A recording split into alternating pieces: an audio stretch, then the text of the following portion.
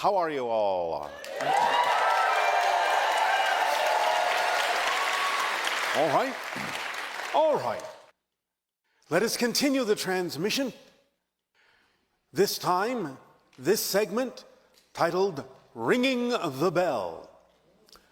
We are talking about the idea of Bell Rock, the center of the vortex, and why our ship is positioned above that. This vortex is connected to many others that form kind of a semicircle around it, spreading out across the lower southwest and to the west of your North American continent. But the Sedona vortex being the one that we are adding our energy to help balance out the energy of transformation, to make it smoother and easier for you to transform within the vortex, to use the vortex in more positive ways, to deal with the magnification and amplification that happens when you bring into that vortex whatever it is, positive or negative, that you bring in with you, so that you can let go of those things that are out of alignment and incorporate more of the things that are in alignment with who you prefer to be. Now, the Sedona vortex connects to a very powerful portal in the area known as Upheaval Dome in Utah. This is a powerful portal that is very large, that allows for what we might call a lot of traffic from other dimensions, other realities, to pass through or arrive in to your reality. This is why it encompasses the area also known to you lately as Skinwalker Ranch, and why there are many things happening there that are now being discovered by all of you. These portals are available to those who understand how to set up the right frequency to enter them, to pass through them. And you are beginning to discover that the frequency of 1.6 gigahertz is what allows you, when broadcasting, to get a feedback signal that the portal has opened. That is what the feedback signals represent. The opening of the portal, when you hear the feedback, you know the portal is open. So projecting that particular frequency and getting the feedback is what lets you know that the portal is allowing passage. Upheaval Dome is an impact crater that has created certain magnetic effects in that area that allows the electromagnetic portal to exist between dimensions. And when we talk about the idea of ringing the bell, it is what we have just described as sending out the proper frequency and getting the feedback, getting the ring, making the bell ring, the portal ring, so that you know it is open and gives you access to other levels of consciousness, other dimensions of reality. And therefore, though it hasn't yet been tried, but will be tried in the future, the idea of taking that frequency and projecting it in the Sedona vortex will also create many surprises and many experiences that will allow you to continue to compile more data, more understanding, and more information about how these vortices work and what they can allow you to connect to. Thank you for your synchronous ringing of the bell.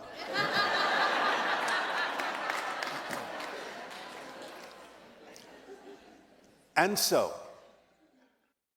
not only can you do this with technology, as demonstrated in your programs, but you can also do it within yourselves by forming a gathering around Bell Rock and allowing yourself in your imagination to create the Om vibration and then projecting it physically outward, Om, but knowing while you're doing that you impart to it from your imagination the 1.6 gigahertz frequency.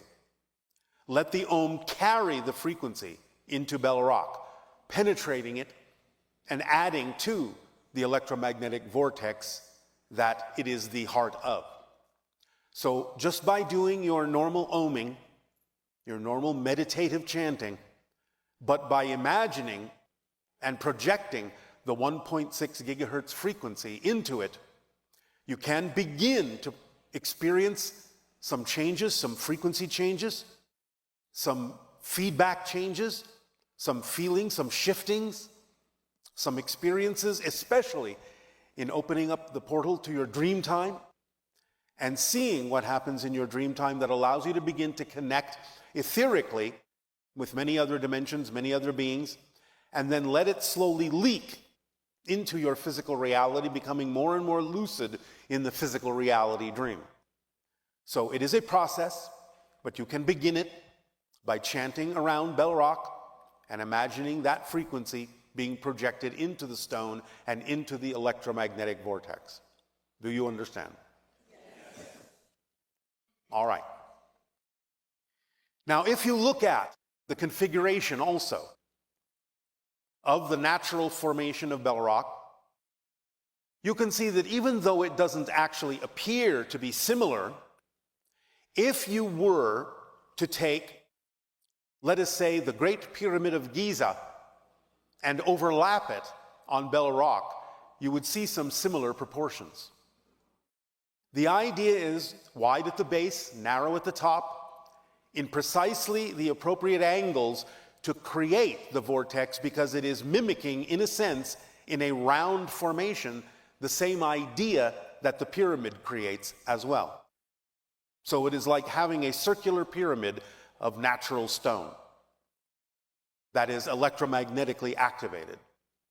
So you can consider Bell Rock to be a type of pyramid, though it doesn't look anything like the pyramids you are used to, but it functions in a similar way. One thing that can also be done to amplify your experience is in the meditations we have talked about, in the chanting, and in the projection of that frequency in that area.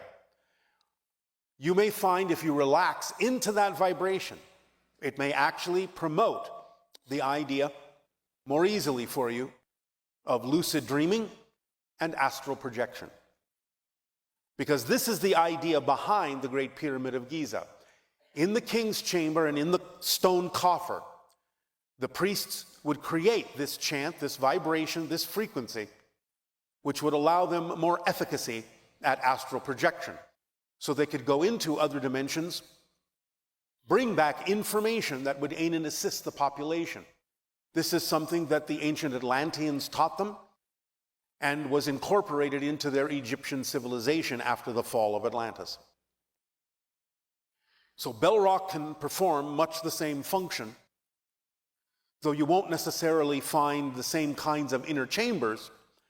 The idea of getting it to resonate according to the frequencies we have just described will allow you to tap into the vortex in a way that can promote, again, more efficacy with the idea of lucid dreaming and astral projection by doing the chant that we have just described. Also, you may find that doing different kinds of frequencies with the chanting will allow you to tap into different beings, different levels of consciousness, not only of your own consciousness, but different realities, different beings that inhabit different levels, different realities.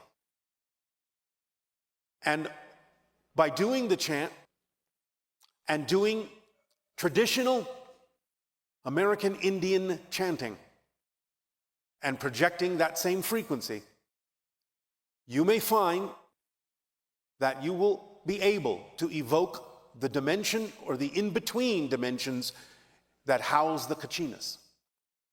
The Kachina spirits are very strong in the Sedona area in terms of their coming and going from the vortex. You do not always see them.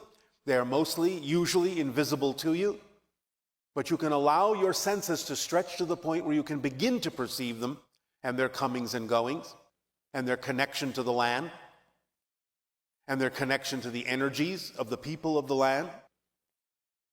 By doing the chanting that is most traditional with the drum chants of the American Indian people in the area. By setting that up, you can increase the vibration and frequency of the vortex, as has been demonstrated in the Skinwalker Ranch area with native drumming, causing an increase in the frequency of the energy of the vortex. Thus, you can replicate that here as well, very strongly, and connect to the idea of the Kachina spirits, and allow your senses to be able to begin to perceive them, first perhaps as transparent forms, and then perhaps as spheres of light, and then perhaps in the archetypal form in which the American Indians presented them. The idea then is to understand that you have in your midst a kind of a telephone to many different dimensions. With the right input, you will get different kinds of output. With the chanting and the frequencies in your imagination and inputting those frequencies into the vortex, you can call forth and develop more relation to not only your own higher mind and your spirit guides and spirit family, but also many dimensions of beings that are more than willing to communicate with you and together form a new understanding, a new reality, using the portal to accelerate and transform your reality and to accelerate the evolution of humanity, and also make connections to many of the extraterrestrial sources, and in particular, in this day and age, to make connections to the hybrids that will eventually come to live among you. Sedona is, and the outlying areas of Sedona in general, though we will not name a specific point, is one of the candidates for the sanctuaries for the hybrid children. But out in nature, not in proximity at first to the idea of the civilization, to the town itself, but in the surrounding nature, among the trees, where the rivers are, where the water flows, where the trees grow, where the wind blows, where the animals gather, where the crows crow, where the coyotes howl. In that natural environment, a sanctuary will naturally form, and the hybrid children will gravitate to it. So what you are doing in the chanting and the inputting of the frequency is creating the vortex of Bell Rock to ring like a beacon, to attract them to the area, to let them know that you are willing to set up that frequency for them, to encourage them to adopt the area in the surrounding natural zone as one of the sanctuaries, allowing yourself to create that frequency of compatibility vibrationally for them, and a stronger connection between your energy and their energy. So in this ringing of the bell, there are many functions that can aid and assist in accelerating your energy and accelerating the evolution of humanity, with the idea of the invitation and arrival of the hybrids that will eventually come to live among you, in order for Earth to evolve toward what we have called the sixth hybrid race. We thank you for allowing us to share this information with you, and we encourage you to go to the area, do your chanting, do your drumming, and do the vibrational inputting that will allow the vortex of Sedona to become a calling card and an invitation, ringing true to those who will come, to those who will once be among you one day. We thank you for allowing us to share this, and in return for this gift, I ask you now, in what way may we be of service to you? You may continue, if you wish, with your dialogues and questions. Good day, Bashar. And to you, good day. I'm so grateful to speak to you today. As are we, deeply appreciative of the opportunity to speak with you as well. So you said yesterday that you found a way to remember the Thuk, whose species make interactions with them be forgotten afterwards. Yes. And I'm curious, how did you find a way to remember them? What technique did you use? We came together telepathically as a civilization and scanned all of the frequencies that were emanating from the Thuk home world, and thus found the one that would be vibrationally compatible with us to retain the memory. Sort of, I suppose, in a way, what you and your technology in computer parlance might call a backdoor. Oh. Is there any way that us as humans can utilize this technique for remembering interdimensional experiences? When you are telepathically bonded with your entire civilization, yes. As an individual at this particular time, low probability. Okay. So, I find my soul expressing itself in this incarnation as a queer, trans, non-binary, gender fluid person. All right. And this year, I followed my excitement and started to create monthly events for my queer community in Los Angeles. All right. To connect in nature and to meet in places that weren't bars or places with loud music and not centered around alcohol. So in my events, we really focus on creating a space where we can be free and more natural and not be more natural, less normal, like you've encouraged us to do. We play games, we have cuddle puddles, we are openly talk about sexuality and deep conversations. Yes. You got somebody excited. Yes. So on the surface, it might seem like a social event or speed dating event, but truly my deeper intention has been to always connect ourselves to our higher selves, and it's really a spiritual connection that I have for my intention. Yes, all right. So I call this passion Venus in Aquarius, and in my own birth chart, I'm Venus in Aquarius, and I'm curious to hear from you what the energy of Venus in Aquarius is. Love pouring out. Beautiful. Thank you. You are welcome. So I'm holding a spherical rose quartz that I bring to my events.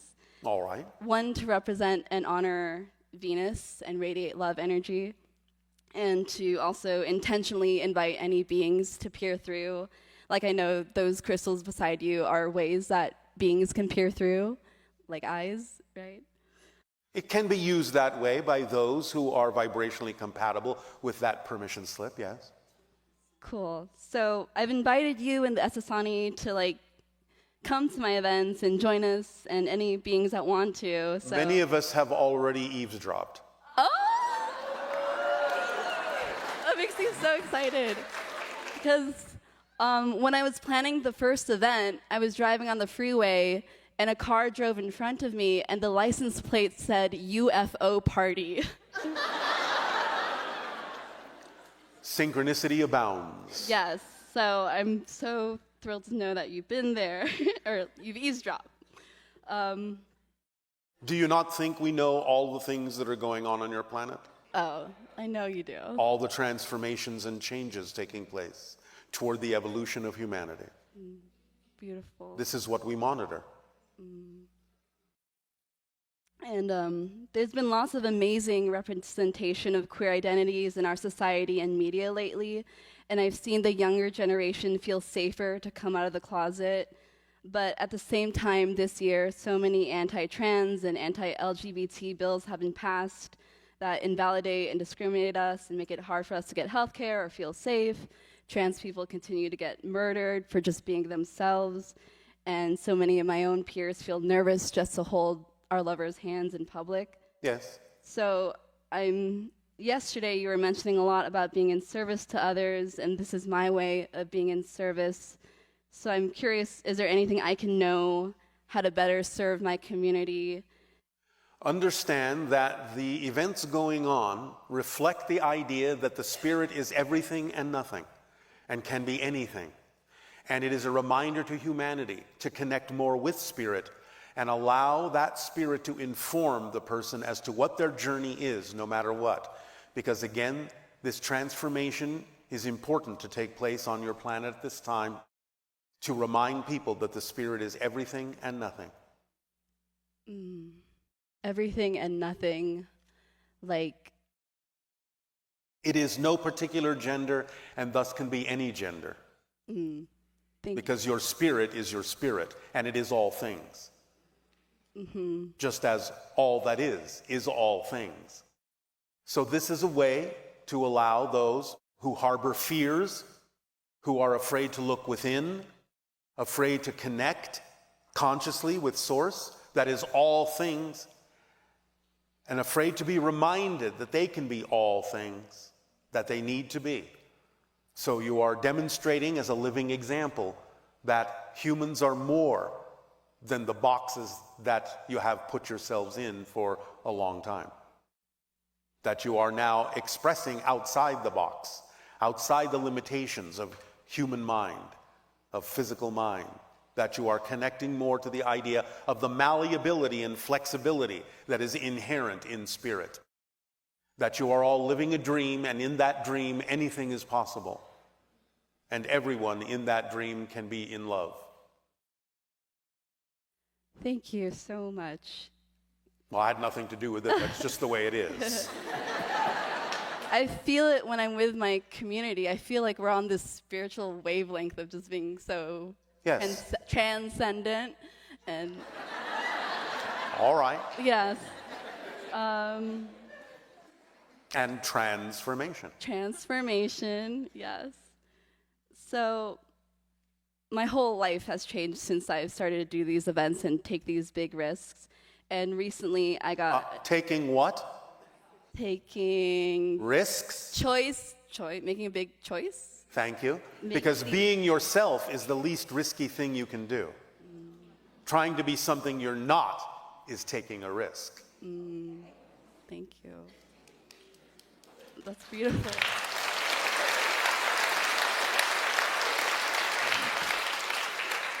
So, being more myself, Yes. I've manifested working at a vegan animal sanctuary Yes. where my job is to connect with animals and learn about their stories of how they got rescued from abuse. All right. And I get to talk about and take people on tours of how we can reduce suffering and All right. really be intentional about the things we eat. So I'm curious about how I can connect more telepathically with these animals. You send them imagery. Remember, they think in pictures, Okay. not in words. Okay. So you send them the image of the scenario that you propose. They will follow. They will understand. Okay. All right? All right. Will that do? Yes. Thank you very much. Thank you, Bashar.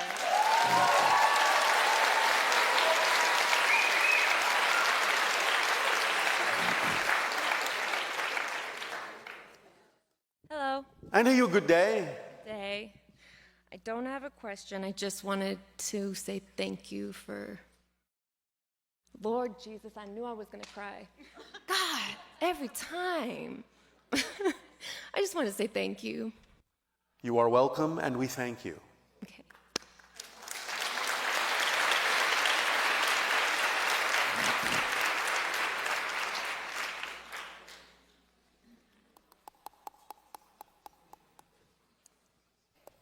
Hello, And you, good day. Kevin from Germany. And I'm Bernard, his translator and also the collector of the questions.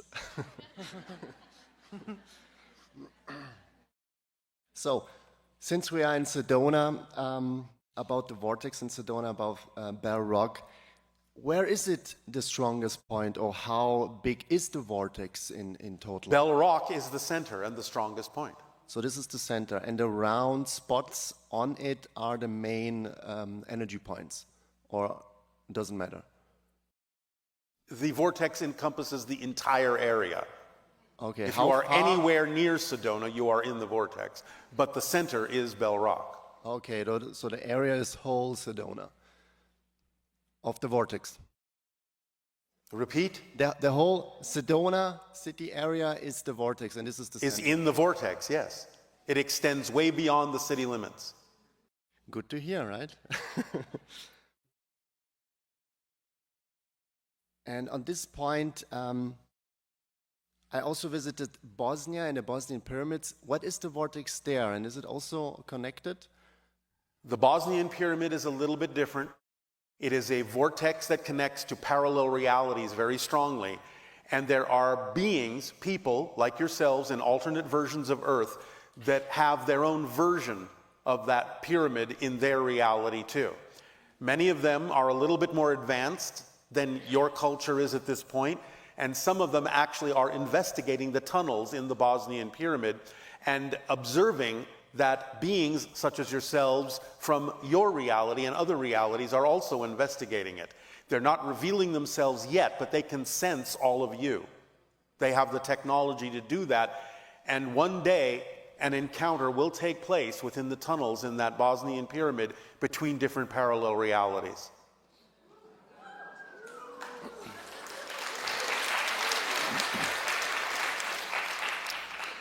Nice, yeah, I already saw the shapes of the beings, but a two-way encounter, so like two parallel realities will meet each other in the future. Yes. Exciting. Yes. And there are also stone spheres in Bosnia. Can you say a little bit about them, what frequency they do, a purpose, or how can we utilize them now? They represent connections vibrationally to the planets, different star systems. So every stone sphere represents like a star, or? A star system, yes. A planet in a star system, a civilization in a star system. Every single sphere represents like one planet, and then it's like spread around, basically then. Do I understand this right? Repeat. That every stone sphere represents a planet or a star, and it's spread around. Yes, you have vibrational connections, communication connections to different civilizations in different star systems.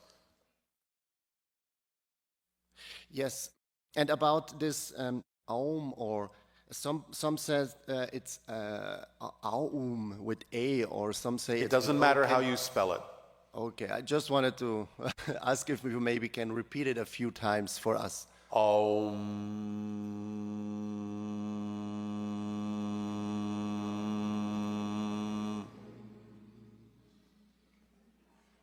Sufficient?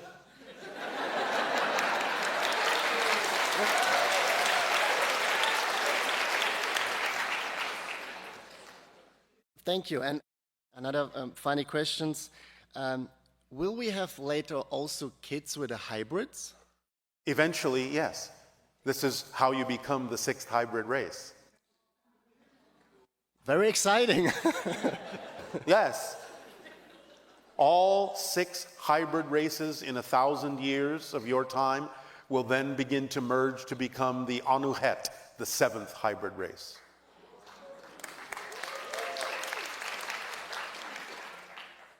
And I thought that was your last question.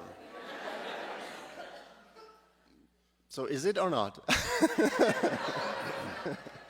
You tell us. Are there any other interesting vortexes near Sedona? I already told you about Upheaval Dome. Okay. That will be all that we need to mention today. Okay. Then, thank you. Thank you. Thank you.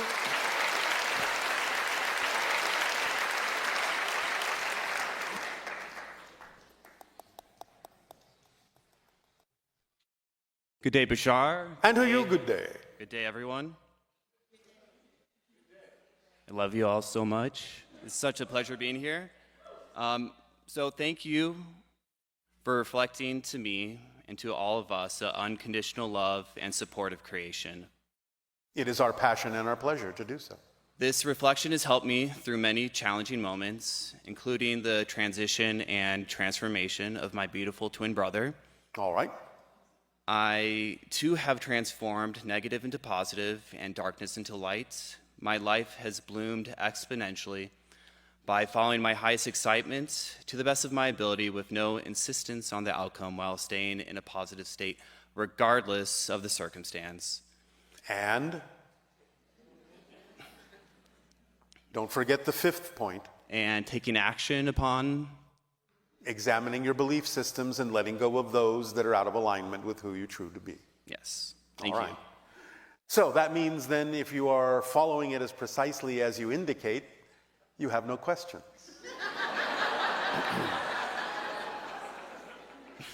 Or do you? I do have questions. I would like to continue my statements and say that I honor and dedicate this communication to my brother, for his death and life has given me an endless gift, for I am eternally grateful, and thank you. I am very excited about this topic of Bell Rock. We were at Bell Rock the other day, and on the northwest side of Bell Rock, there's these, I call them like fey cliff dwellings almost, these little holes. And I found myself ohming into them to ring the bell. And so I'm curious are there elemental beings that are a part of these holes? Absolutely. Can you give us any specific information on these beings? No. No. Okay. Recently, I had a significant dream where my mother and I... One moment.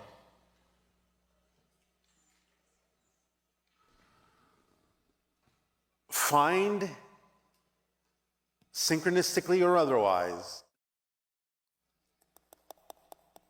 a member of a local tribe that can tell you more about the elementals connected to the area. Okay. I will allow synchronicity to guide me. So, I recently had a dream where my mother and I it seemed like we're in a hotel event center, and her and I were trying to escape the area that we were in. We were trying to get away for some reason. And then all of a sudden, I found myself and her in this room with all closed doors, and there is a few other people in the room as well. And we were all sitting down, and there was a door, and we all knew not to open the door because eventually there was going to be a gray that was going to step through this doorway. And we were all a little frightened of when that moment was going to come. And all of a sudden, I saw my twin brother. He manifested in the dream, and really innocently and joyfully, he's like, "Oh, a door, let me open this." And so he goes ahead and opens it, and out walks a albino Sasquatch about 10 feet tall. And my brother sees this Sasquatch and starts to go into psychic shock and almost passes out. And the Sasquatch lovingly and compassionately grabs him and holds on to him to help him collect himself. And I was wondering if you can give me any more insight on that dream. Do not be afraid of the power of your own higher mind. Okay, well said.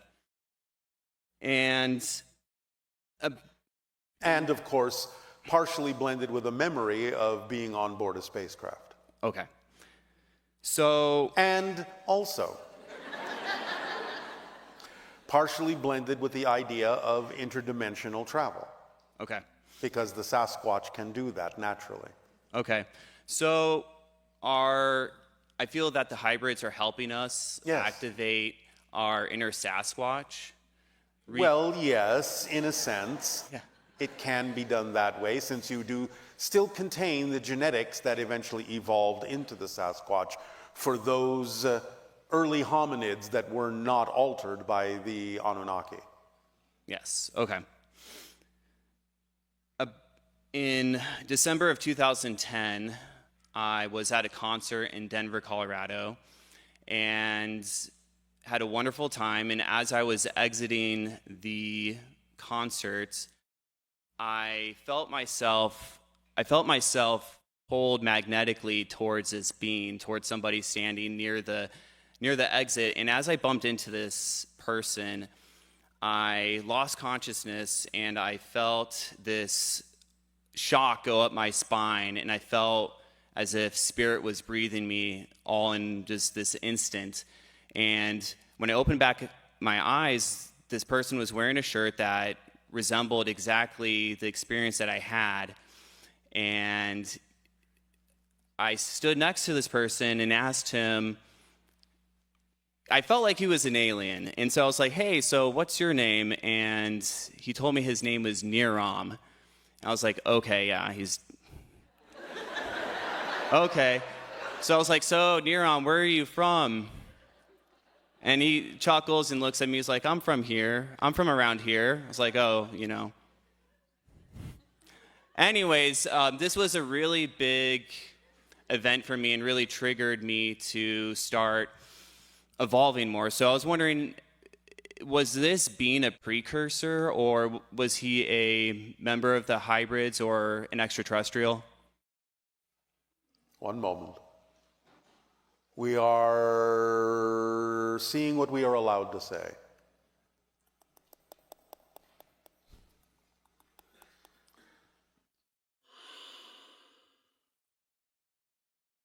This is what would be called a precursor imprint.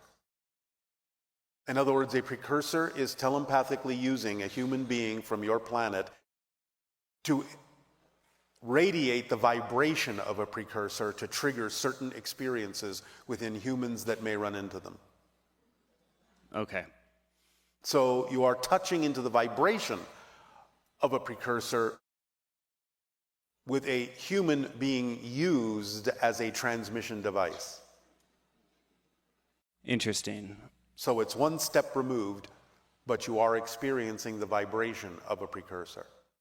Okay. Thank you. Yes. So earlier this year, I was practicing a channeling course, and I was working with somebody who channels the EIL and other beings as well. And I had some private sessions with him and practiced channeling in front of a live group as well. And I suppose it felt really odd to me. I felt like once I was done with the channeling, I wasn't that excited about channeling anymore, as if I was just making up everything on the spot and fooling other people. Yes. And it doesn't have to be your way of doing things. It's part of your exploration, and you can decide whether or not it's correct for you. Okay. There are other forms of channeling, remember. Yeah. Channeling is something all of you do when you are doing what you love. You go into the channeling state. So how you choose to express it creatively is up to you. Okay. Thank you for saying that, and that helps me try, or not try, but act on more of a, I could say, a grounded way of channeling. Because Yes. I feel like I'm channeling like in every moment. And In a sense, you Yeah. are. Remember that you're all channeling your human personality Okay. constantly. So you're always in a type of channeling state. But in terms of the physical representation, anytime you do what you love to do, anytime you're in a deep meditation, anytime you are, as you say, in the zone, and you don't pay attention to the passage of time, you are in the state in the brain known as gamma, between 40 and 100 cycles per second. That's the channeling state. You all do it. Understood. So that meditation last night was very powerful, and I feel like collectively we went through a portal that we transformed just within that meditation. And so Yes. Again, remember, you are shifting all the time, billions of times per second. The meditation acted, in a sense, like a navigation tool, a rudder, to make sure you are being guided in the direction of versions of Earth that are more reflective of what you prefer. okay, because I also felt it was an initiation into the Interstellar Alliance. In some senses, yes, because we talked about the idea of you being, in a sense, an honorary member of the Galactic Society. Not yet full-fledged, but on your way. On our way. Okay. Well, with that being said, I'll be on my way, and thank you very much. You are welcome.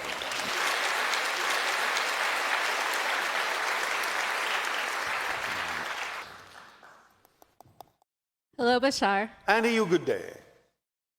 How would you define the words perfect and perfectionism? You are perfect as you are every moment. Whatever it is you are a perfect version of that. It doesn't mean you won't change, because you always change, and you become differently perfect as you are in that definition of that moment. So perfection is not the end. Perfection is a process, continual process that never ends. It is the willingness to be more and more of your true self. That's all it is. Does that help? I'd like more clarification on how can every moment be perfect? Aren't there two sides? Every moment you are a perfect version of what you are. You are equating the idea of perfection as if you are trying to reach a goal after which you will never change. That will never occur, ever, because you can always change. You can always become something else. Change is the only constant in creation. So the idea of perfection in the way that you're seeking it is to constantly change, to constantly become more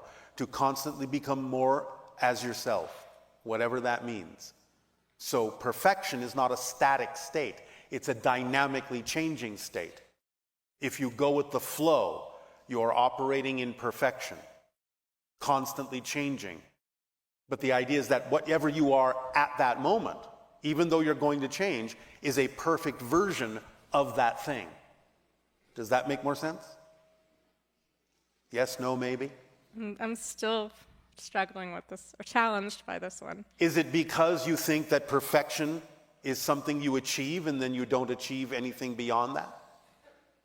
Yes. But I just told you that that's not what perfection is. What if you're murdering someone or being murdered? Are those perfect moments? For what they are, yes, it's a perfect murder. This is not a value judgment. We're not talking about positive and negative here. We're just saying it is what it is, and it is perfect as what it is. That's all we're saying. It is a perfect representation of that act, of that thing. Using perfect in that way simply as a definition of what is it that's going on. That's all we're saying. We're not making value judgments here. Are you associating a value judgment with the word perfect? Yes. Why? It's a good question. Thank you. Do you have a good answer? Not at this moment, no. All right. That's a perfect answer.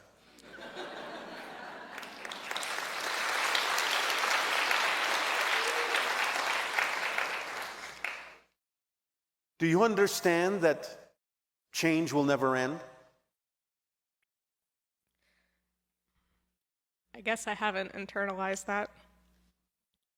What do you think it would look like if you achieved perfection? Can you describe it to us? I feel like Give us an example. I'd be out of debt, I'd have lots of money, I'd have... Oh, I see. This is all connected to finance. Well, my body would be healthy, I'd be in a state of joy and ecstasy all the time. Your body would be healthy. All right. You would have all the money you want. Do you understand that there are different forms of abundance? I do. Do you? I do. Can you name them?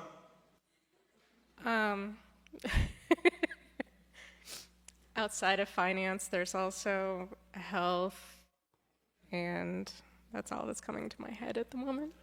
All right. Health is a good answer, but outside of the exchange of money on your planet, which is a viable symbol of abundance, being given a gift is a form of abundance. Having something to trade is a form of abundance. Synchronicity is a form of abundance. Imagination is a form of abundance. Communication is a form of abundance. Because abundance is simply the ability to do what you need to do when you need to do it. That's all it is. So the idea is that if you focus only on one form, you're closing the doors through which other forms can come. You're invalidating all the other forms. When the natural act is to be open to all forms of abundance so that in acting on your passion, whatever forms need to be there to join together to create the 100% abundance that will allow you to continue to act on your passion can then flow together and happen and support you.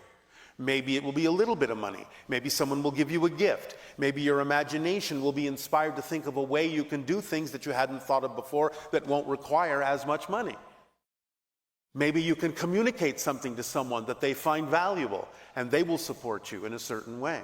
You have to let all the forms of abundance come together to support you. Don't limit the idea of what abundance means. Does this help? It helps. Thank you. You're very welcome. See, information is a form of abundance. On the topic of information, I was wondering, what would you say if I wanted you to spoil my surprises or open one of my presents? Every time I've heard you say that, I've always wanted somebody to say yes. All right. What present would you like me to open?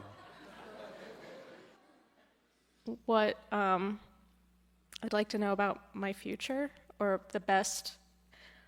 What is that? What is the highest vibrational version of myself doing in a parallel reality right now?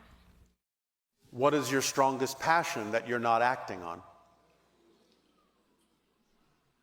I love fantasy art, but I'm actually taking action on it.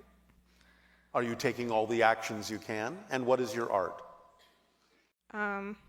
I'm working on T-shirts that are either dragons or spirituality related, and Is that the highest expression of your art that you can imagine? no, it would actually be fantasy book covers. Are you acting on that? Am not. Why not?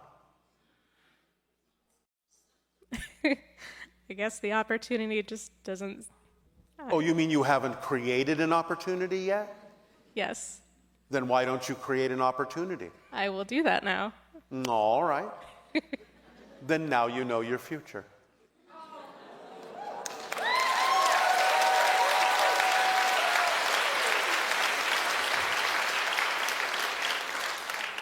Or not.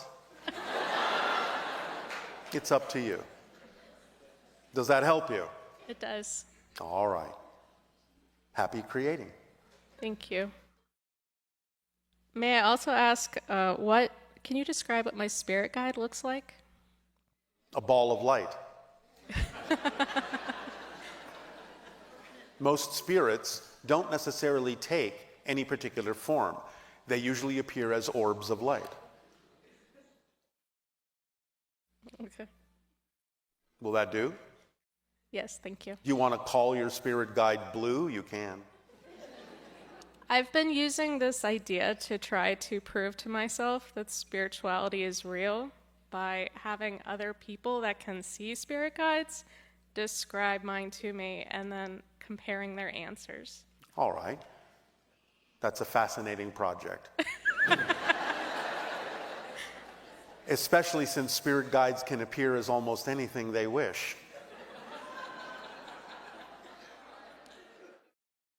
Is there any other way I can prove spirituality to myself? Be more spiritual.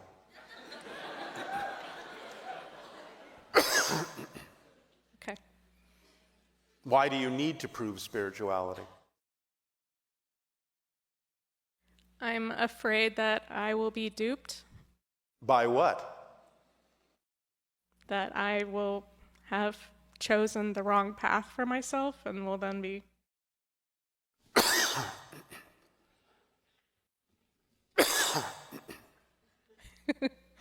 Bless you. The body is not sneezing.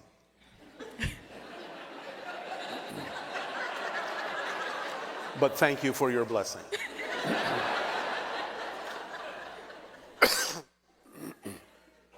The body is synchronistically representing the idea of choking, which is what you're doing on physical reality. Suffocating. The idea is you are a spirit. Are you afraid that you will not continue after you die? Is that why you're trying to prove it? To a degree, yes. Do you understand that you cannot cease to exist? I fluctuate between believing and not believing.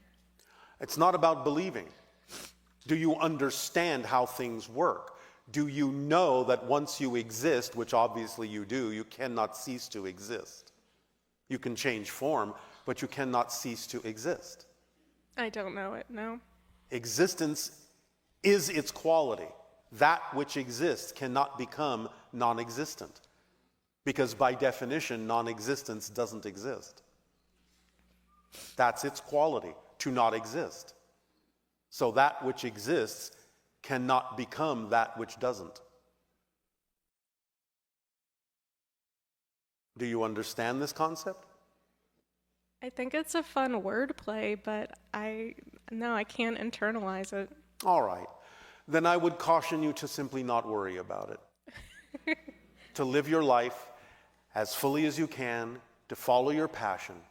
For even if it were true that there is nothing else afterwards, why not live the fullest life you can anyway?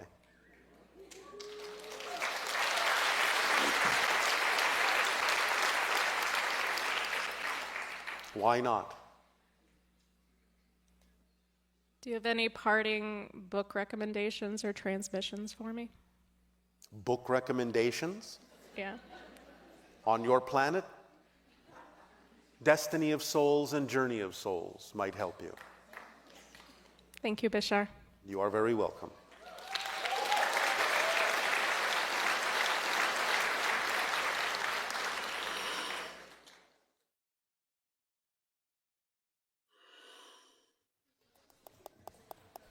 Hello, Bashar. And to you, good day. Oh my goodness, I didn't realize I get this extremely nervous. My heart has been thumping out of my chest. You mean extremely excited? Excited, yes. So I feel like my RPM, whatever you call it, is like 250 miles per hour.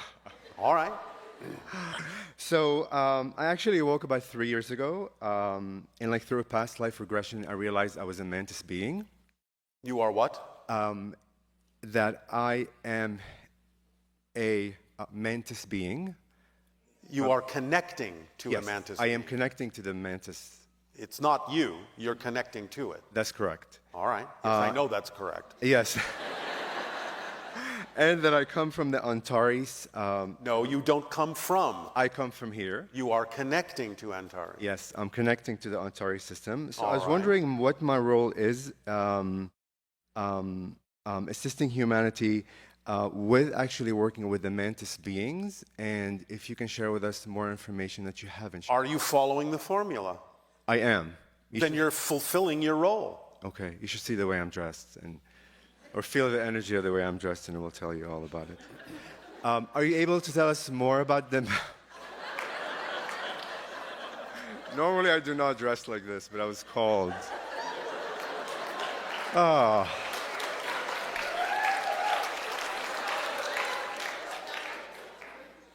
So can you tell us more about the Mantis beings? They are the overseers of the hybridization program.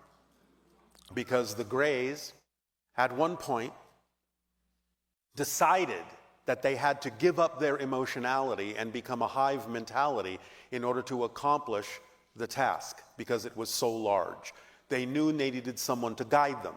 And so, in a sense, the Mantis beings were, well, I'll use your word, hired to guide them. So the Mantis beings are the overseers of the hybridization program. I see. So, They had to give up their emotionality to reclaim their emotionality in the hybrids. and how are they assisting humanity with that project? Am I assisting you? Yes. Then you know. Perfect. Thank you. Because my civilization is one of the hybrid civilizations that resulted from the hybridization agenda. Okay. Fantastic. Thank you. We are helping to make sure, of course it's your choice, you do not go down the same path that the Greys went down when they were humans on a parallel Earth where they destroyed their reality. Got it. Remember that the Greys are mutated humans. They're not aliens. Yes. They are what became of humanity on a parallel version of Earth that destroyed its environment and had to mutate to survive and could no longer reproduce, and so had to use their advanced technology to come to parallel realities such as yours where human DNA was still viable, that they could add to their own to create hybrids to perpetuate their society. Okay. We are one of those hybrid civilizations, and we are helping you to, again, according to your own choices, see that you have an opportunity to not go down the same path as the Greys went down on their version of Earth. I see.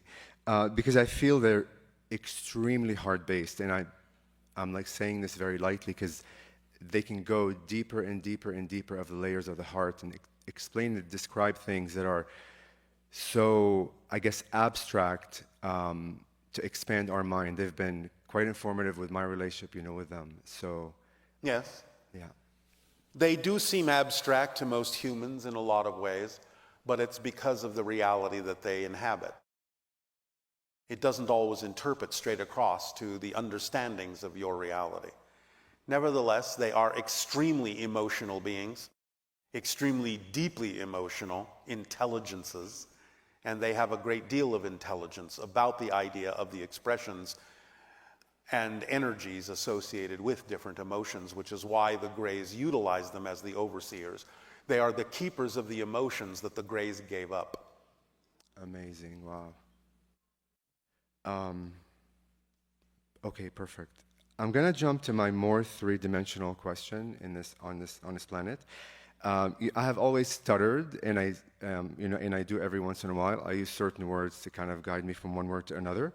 So why did I choose as a soul like speech impediment, and how am I able to train myself and others to speak with ease? It forces you to communicate more strongly in other ways, doesn't it? Perfect. That's exactly what I always knew. Thank you. Yes. Just confirmed it. Are you able to share anything fascinating that you have not shared yet about the 13 skulls, the 13 crystal skulls? One moment. Sure.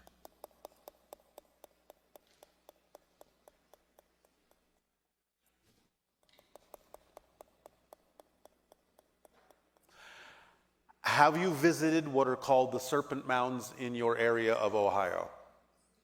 On my list. Go, and when you meditate there, you may get some information from one of the skulls that is connected to that culture. And is the skull there, or it's just there's a connection there? The skull is instructing us to say that the word there is a relative term, not meaning to be too cryptic, but the skulls are very cryptic. So are they there on a different frequency and we're unable to see them? Yes. Understood. Fantastic. Can you give us, I guess, a step-by-step example of what the process might look like of actually becoming, I guess, a caretaker of a hybrid child from when we first meet them to everyday interaction? At first, these sanctuaries will be somewhat isolated, and only a few humans will be allowed to interact according to the hybrid children's agenda as to what they feel comfortable or important in terms of the way that they should interact with humans at that time. Humans will synchronistically be attracted in small numbers to these sanctuaries, and over time the numbers will grow as humans and hybrids become more comfortable and familiar with one another. I see. Perfect. And what role did the fires that just happened in Maui, I guess, play, and how can we best support the sovereignty of the land and the people in Maui? All we can do right now is sum up the idea that you are experiencing the consequences of choices that were made that are not necessarily in alignment with stewardship of the land. Got it. Okay. You channeled this super wise entity. I can't remember his name or its name. He was very ancient, and he's the one who went like this. He said, Mazani. Yes, this was an Anuhet. Anuhet. The seventh hybrid race. Are you able to bring him through? And Not at this time. understood. Okay. This is not a question, but an invitation that came through when I was showering this morning. The shower is often a good meditation chamber. Yes, and driving. I would like to invite you to join hearts with me, and if you're able to channel through the praying mantis energies, any messages for... Not at this time. Okay. But you will have a dream soon. Okay. Well, I am so forever grateful, and thank you with my unconditional love. Our deep appreciation and unconditional love to you as well. Good day.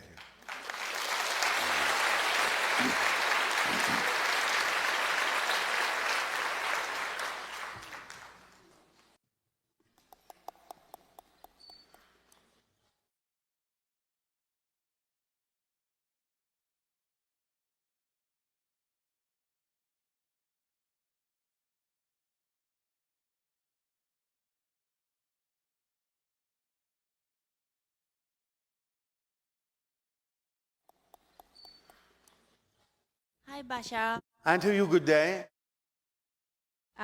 My English is second language, so My English is not good either.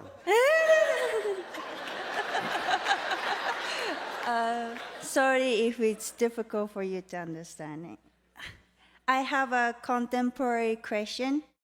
I use Instagram for my work, and sometimes I care about how many likes I get.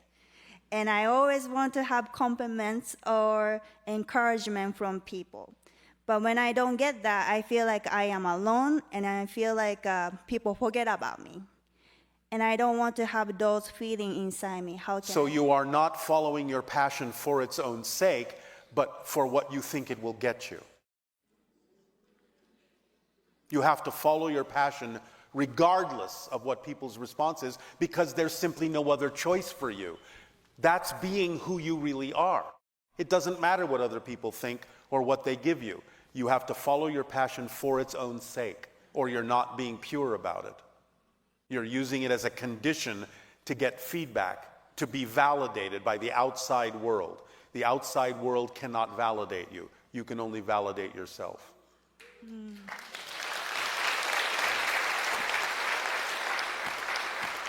So as soon as you start simply doing what you love for its own sake, not because of the feedback you're going to get, then it can expand and more people can find you who will support you. But you can't do it to get the support.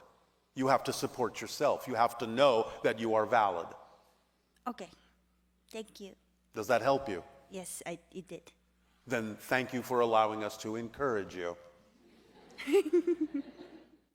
Our next question is, when I get big job, I get a lot of pressure and anxiety, even though I want people to know about me more. I get scared and ended up escaping from those situations. All right, this is the same thing though. You're giving over to the idea of outside validation.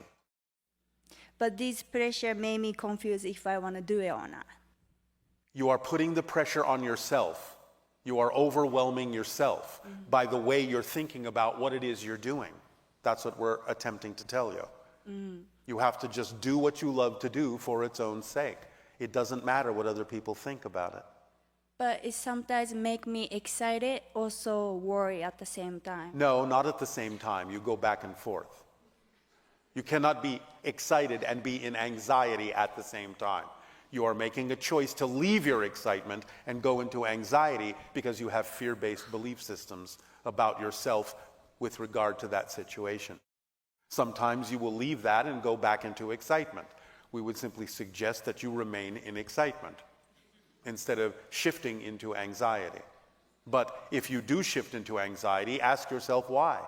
What is the belief you have about yourself in that situation that makes you go into anxiety, that makes you afraid of something might happen that you do not prefer?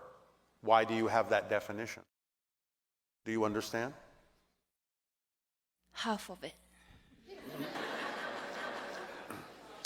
When you go into anxiety, that's because you have a fear-based belief that you think something bad is going to happen. Why do you have that belief? You have to find out why you're holding on to that belief so you can let it go. All anxiety is the result of fear-based beliefs. So you must have fear-based beliefs about yourself that says that it's more likely than not that something bad is going to happen. Okay, I understand. All right. Next question is, when I was little, my dad was abusing me physically. Last Yes. time I met him, we were watching a movie, and the movie was about,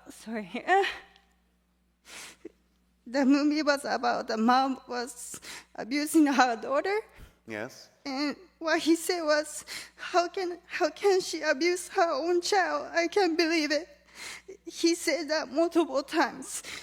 I was very surprised and confused.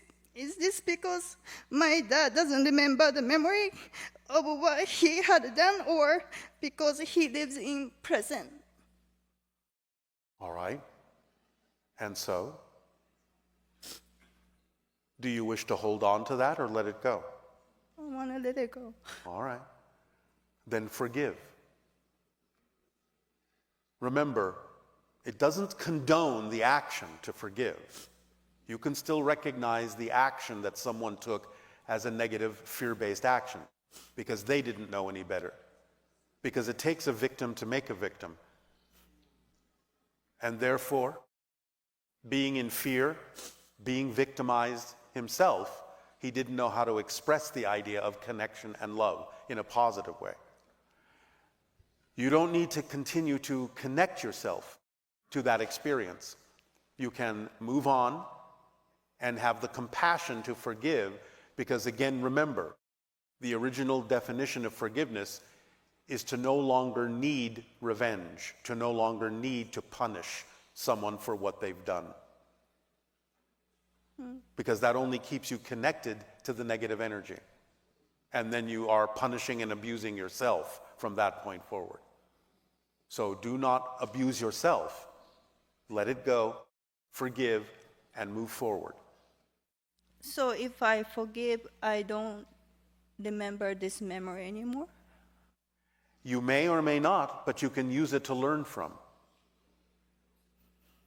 If you forgive, you will simply be free to be who you wish to be. Forgiveness is freedom. You are no longer shackled to the idea of a so-called past that is simply no longer your past.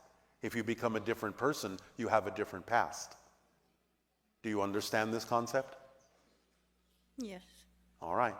So be the person you prefer to be now, knowing that you can use what you do remember to push you in the direction that is opposite, to push you in the direction of being your true self, to push you in the direction of freedom and love. And therefore, even though he may not have known what he was doing, he still pushed you in that direction. So use it in a positive way and let it go. Okay. Does that help you? It helped me. All right.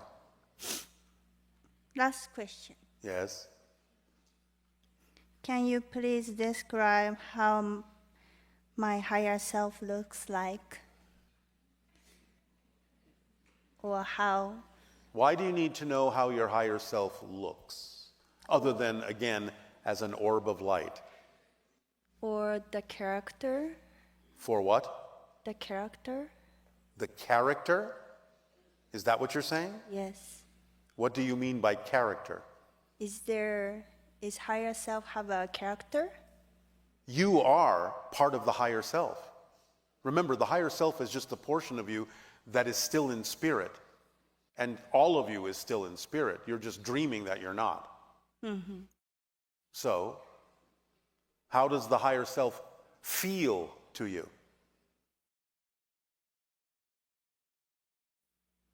Feel to me.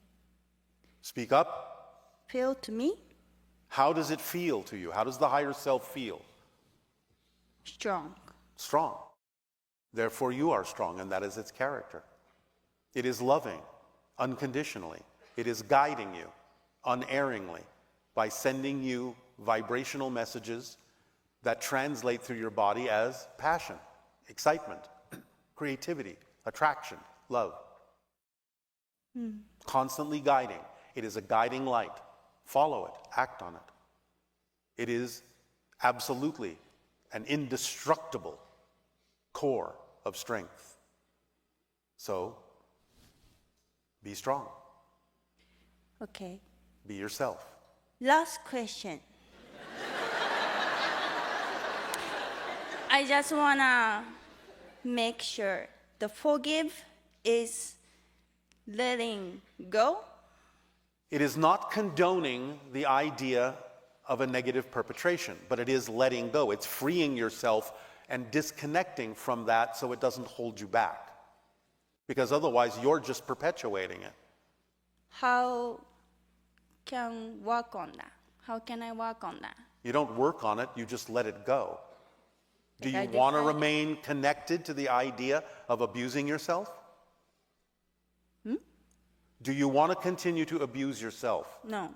Then stop. That's it. It's that easy. So Move forward. So if I think if I imagine it, I just don't think about it. Say again. If I thought about it, I just stop thinking about it. It's not stopping to think about it. It's letting it go in terms of any effect that it has on you negatively. You are free from it. You can think about it. You can remember it. It doesn't matter. You might forget about it, but it doesn't matter. Remember, it's not about what happens. It's about what you do with what happens that makes the difference in your world. So again, we're not saying that you condone what happened, but the idea is that you can forgive in order to free yourself so that you are not continuing the abuse on yourself. Yes? Yes. It's not about forgetting the incident. It's about forgiving yourself. Okay. All right? Thank you. You are welcome.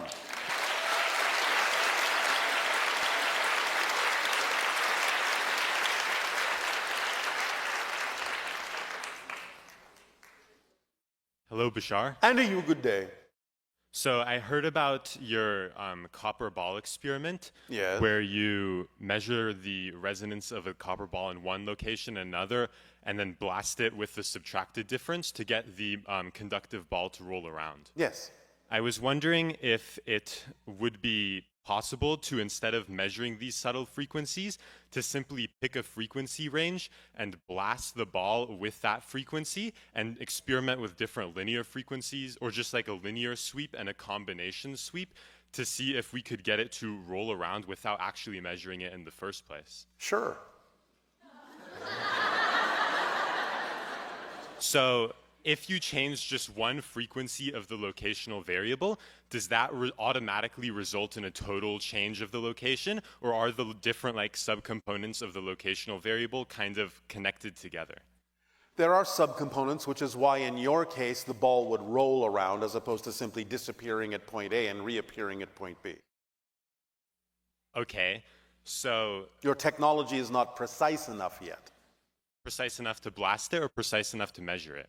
It's not precise enough to get it to disappear from point A and appear at point B. So not, okay. So the effect would be that it would simply roll from point A to point B and Right. stop.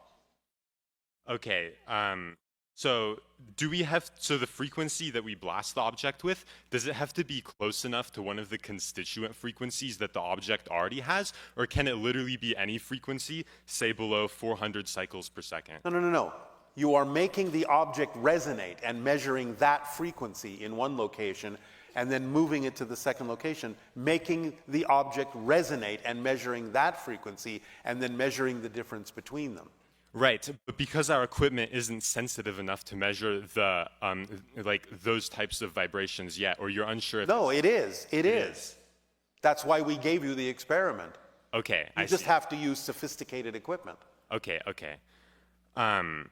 All right. So I wanted to share an observation that I made about frequency harmonics. Yes. So if you take this value of 3.69303 megahertz, so synchronistic numbers, and you repeatedly step it down with golden ratio increments using divisions, then we encounter a lot of important frequencies, for example, 333 kilohertz, and also the heart and the root solfeggio frequencies, 639 and 396 cycles per second. So I was wondering if you could tell us a little bit about this harmonic and potential applications of it. Nope. Okay, then I'll ask more. Not our job at the moment. Okay. So you wouldn't be able to tell me if this highest frequency is the necessary frequency for the outermost shell of the Essassani free energy device? We are no longer allowed to comment on the information we have given about the free energy devices at this time. Okay, thank you for establishing that.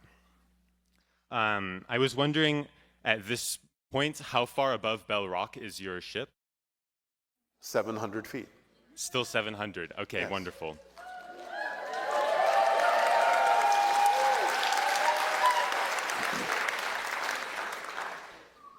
You are clapping as if you could reach up and touch us.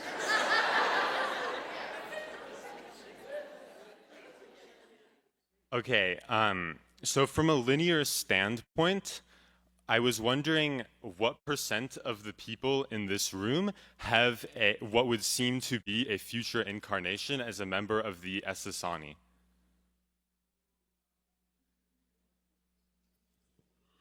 39%. 39%, wow. Am I one of the 39%?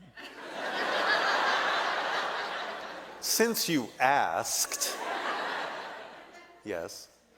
Wonderful. So,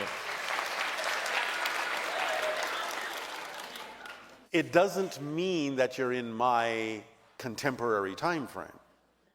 okay, so different timeline, but same civilization. Yes. Okay, In so which the counterpart is, in fact, a technician. a technician. Wonderful. Yeah, that would make sense. I was Maybe you can ask him the questions that you're asking.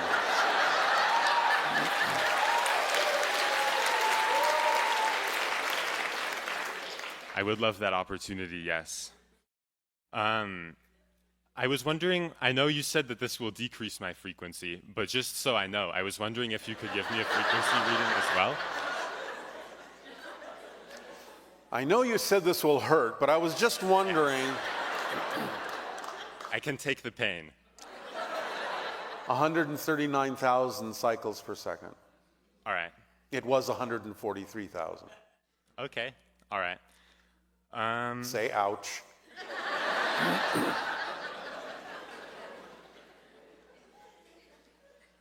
All right. That will be all for now for me. Thank you so much. Thank you. I love you very much.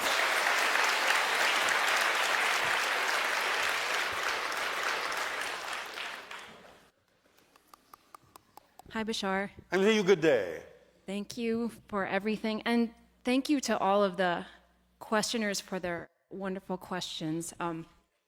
Asked so many things I wanted to know. And thank you, a special thanks to the first questioner of today, just wherever you are. Thank you.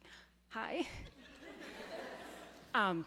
I feel that I'm not one of the 39%. No, you are connected to a different form of hybrid. Can you say more?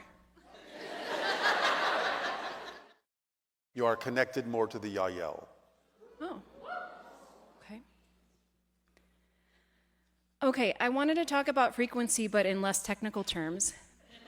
All right. But that was great and fascinating, although some of it went over my head. So when you're speaking about our frequency, in your terms, frequency is literally our very conventional science idea of cycles per second or hertz. Yes, but we're incorporating more than your scientists know about when we give you the answer to those frequency questions. Okay. Your scientists haven't arrived at that yet. Okay. It's still cycles per second. Okay. Is this the same thing as the vibration that so many spiritual teachers say it is our job to raise? I mean, that is if we prefer to take the next step in evolution and ascension. Is it the same thing? You have, all of you, a core frequency in physical reality that exists on the threshold between physical and non-physical reality of 333,000 cycles per second as we measure these things. The idea is the degree of difference between that frequency and the frequency you are as a physical being based on all of the belief systems within you and how they may impede you from being that higher frequency. Okay. So I wanted to talk about that threshold. How then is it that some beings who are in spirit, who are of a negative polarity, or to put it in terms of law of one, are in service to self, are at a higher frequency? I'm assuming, I'm extrapolating this from the fact that they are in spirit. Yes. Then those of us incarnate on earth who are focusing on love and choosing the service to others, right? Yes, that's a very good question. The answer is the lower astral realm, the first stage of non-physical reality, has a component in it that is very strongly connected still to the earth cycle vibration. And thus, a spirit can decide or can simply find themselves, based on the belief systems they brought over into non-physical reality, still at frequencies where they can express certain ideas of negative experience. It's like starting over again on a different scale. Oh. Do you understand? So in the lower astral, above 333,000 cycles per second, transitioning into the lower astral, in a sense, though this is not accurate, but in a sense, it's sort of like you're starting at zero again. Okay. So you can have lower astral vibrations that can be expressed negatively. Okay. Does that help? Yes. Okay, and so maybe I'm mistakenly equating frequency with mood, but... Oh, yes. Yes, I am mistaking that? Yes. Okay. It can be associated, but that's not always the case. Okay. You can be very happy at 150,000 cycles per second. You can also be very miserable at 149,000 cycles per second. It depends on the mix of the belief systems. It's really based on beliefs rather than how you're feeling? Feelings are generated by beliefs. Right. So yes, it's based on your belief system. Okay. Because you can think you feel pretty good, and you can actually be disguising what you really believe. And you can think you feel pretty bad, but have Yes. really helpful beliefs. Yes. Except for the one that allows you to think that somehow you're not worthy to experience those positive beliefs. Right. Okay. One can overwhelm the others depending on what the belief is. So it can be a small fraction of your overall frequency, but it can have very profound effects on the rest of your belief systems depending on what that belief is. Sure. Okay, I'm going to go... Does that help? Yes, but I think I'm going to have to listen to it back because I'm kind of also thinking about the questions I want to ask. And All right. You may listen to it back, but I would recommend that you listen to it forward. yeah, that'll be helpful too. All right. Thank you. Okay, I'm going to go for it. The frequency question, mine.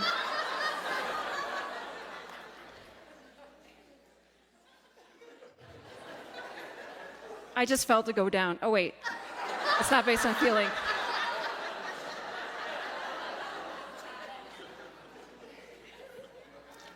Would you like it to go back up? Yes. Think of something you love very much, or someone. Do you have it?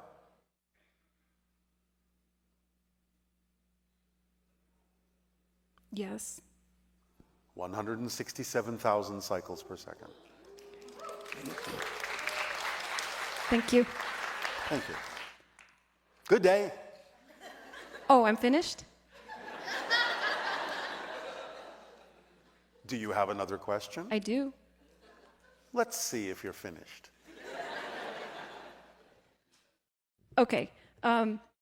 So one of the previous questioners said they felt like in last night's meditation, we all went through a portal. Did we all go through that portal?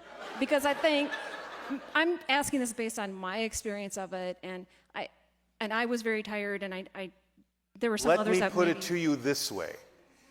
If you didn't go through the portal in your own way, you wouldn't be here asking questions today. Mm-hmm. So yes, you all went through it, but you went through it in your own way. Sure. Now you're finished. Thank you.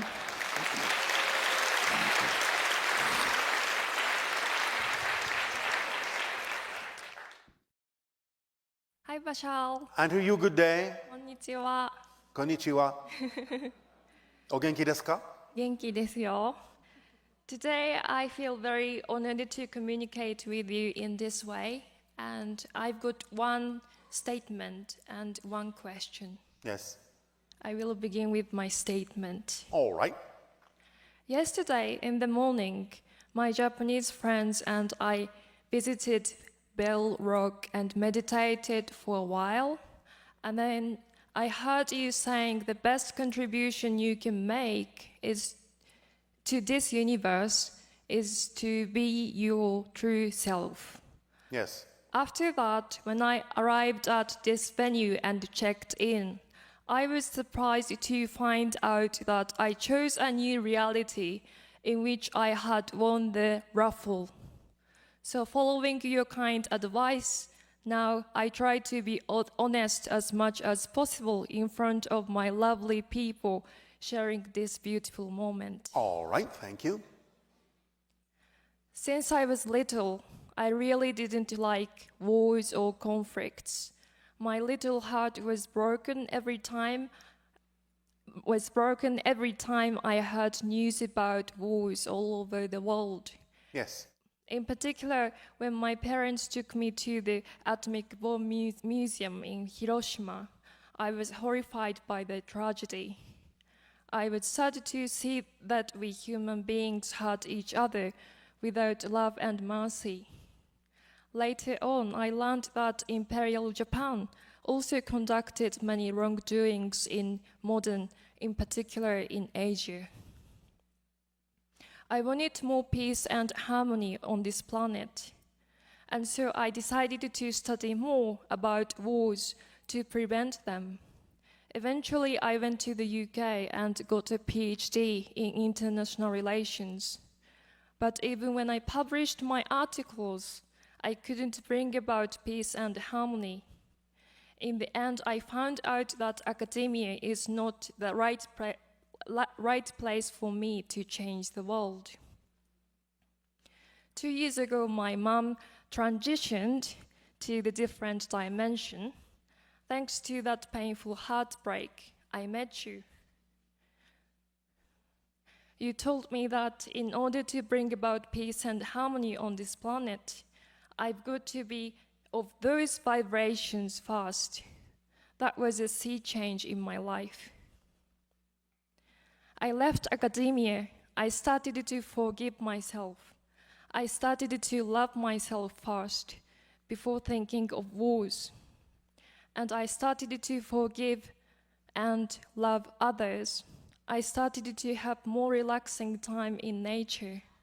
I started to enjoy the starry sky while thinking of you. I started to communicate with animals. I started to swim with dolphins.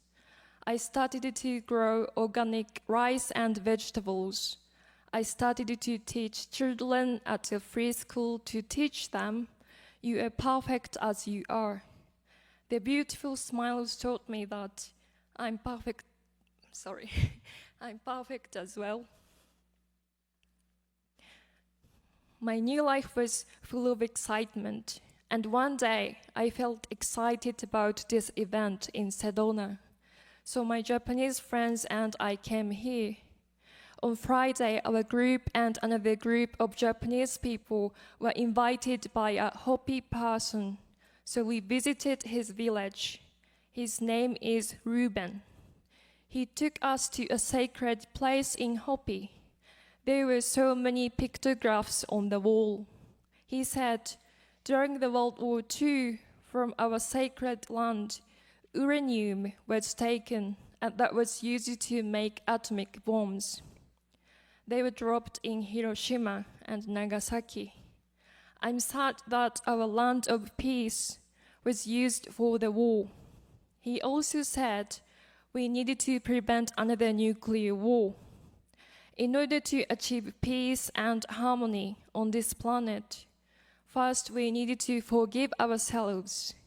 We needed to love ourselves. After that, we had dinner at Reuben's place. When I randomly talked with Japanese guys sitting next to me, he told me that they are also big fans of you, and they are here today. And they told me that while following their highest excitement, beautiful synchronicities led them to start a project on free energy in Japan. Yes.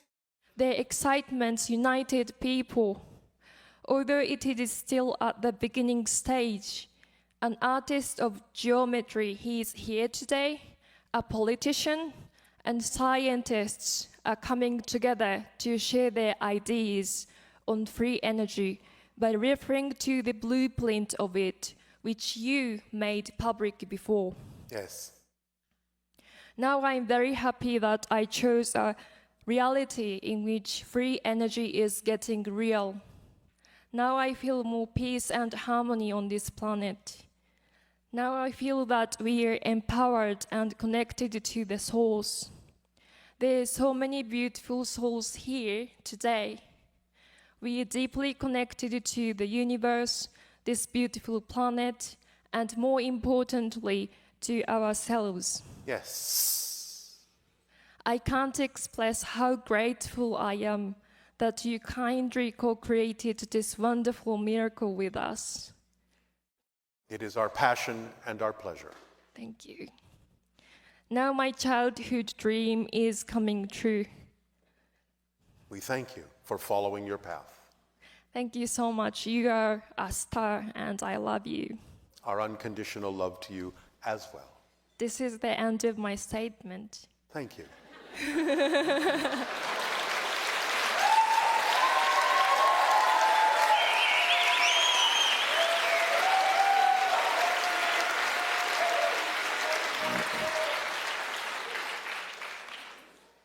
Any comments for them?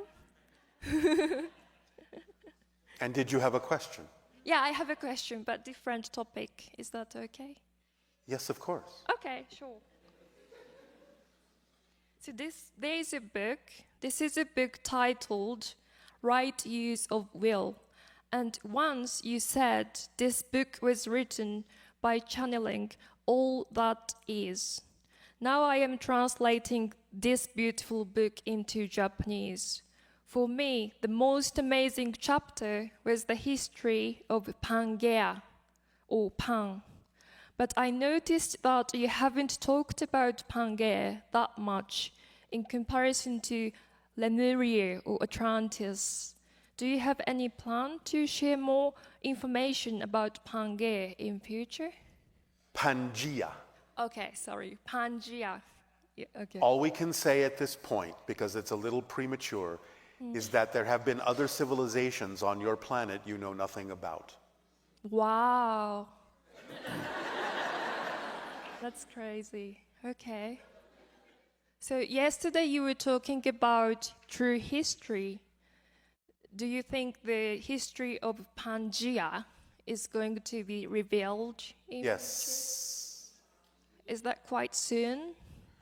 In open contact at some point over the course of the next several years, once open contact is established, you will be given information about the entire history of the Earth. That's amazing. Now, we understand that we keep saying you change your past along with your present, and this is true. So the history that you will be given will be representative of the state you are in at that time. And it will be reflective of you having decided that open contact is something you truly prefer. Okay, I see. Then I will keep on following my passion for peace and... All right. And do remember once again, you never change the Earth you're on. You shift to another Earth constantly that is more reflective of the changes you make within yourself. Thank you. So keep making the changes you prefer. And we thank you. Thank you very much. I love you. Our unconditional love to you See you as well. later.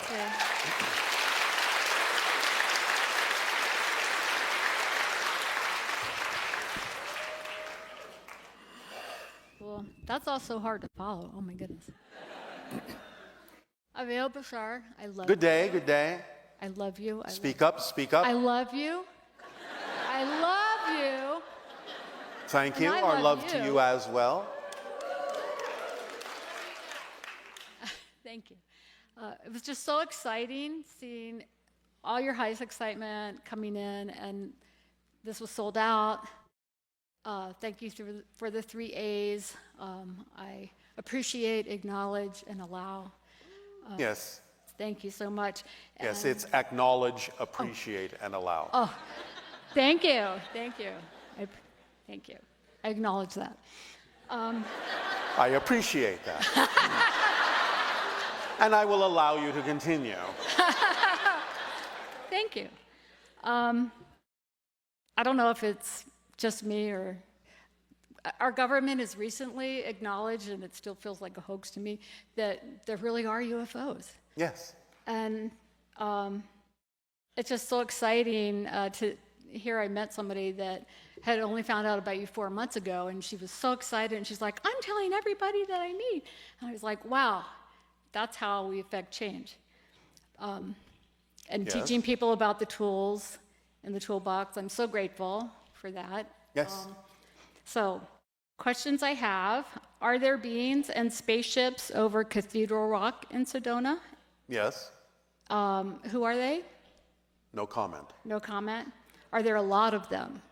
There are a few, and they come and go. Okay. There's a lot of traffic around your planet. You just don't see it all. Okay. You once said there are people on the earth who are 200, 400, and even 1,000 years old. Yes, they are few and far between, but they exist. And what kind of things would we notice or sensations would we get if we were around these ancient beings? Astonishment. That was a question for someone else. Okay. Yes. Do You would sense that there is a depth to them that is rare on your planet. A calmness, a centeredness, an indestructibility about them. Something of another reality about them. And do you have any messages for me? From whom? From you? From us? From you or the hybrid children or? Anyone at all? Anything, anyone. Are you acting on your passion every moment that you can be? Yes, that's why I'm here. All right. Okay, and then. Then what do you think you're missing? I don't think I'm missing anything. Then why did you ask if I had messages for you? Because I'm one of those silly people that it's like, what question should I ask Bashar other than, I'm so grateful. I'm just so truly, deeply grateful All right. for you. Then I would suggest that the message we send you is that you stay in that exact state of appreciation and gratitude, not because of us, but because of your connection to Source. Thank you, Bashar. Thank you. Aveo. Aveo.